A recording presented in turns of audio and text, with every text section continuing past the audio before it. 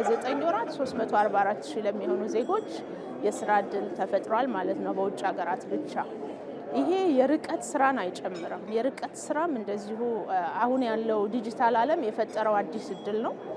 ይሄ አዲስ ዕድል የሌላ የዓለም ጥግ ላይ ያለ ኩባንያ ለሚፈልገው የሙያ አይነት ሀገራችን ያሉ ሙያተኞችን የሚጠቀምበት የስራ ዕድል መፍጠሪያ መንገድ ነው።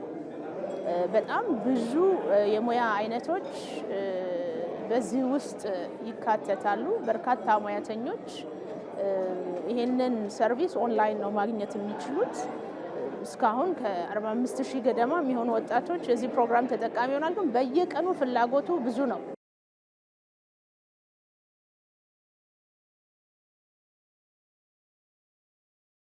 የ5 ሚሊዮን ኮደርስ ኢኒሺዬቲቭ ነፃ ዓለም አቀፍ እውቅና እና ሰርቲፊኬት የሚያሰጡ ኮርሶችን ዜጎች በያሉበት ሆነው እንዲወስዱ እየተደረገ ነው ያለው። በዚህ ፕሮሰስ ውስጥ የሚያልፉ ሰዎች የኛን የሪሞት ጆብስ የመጠቀም እድላቸው በጣም ሰፊ ነው ማለት ነው።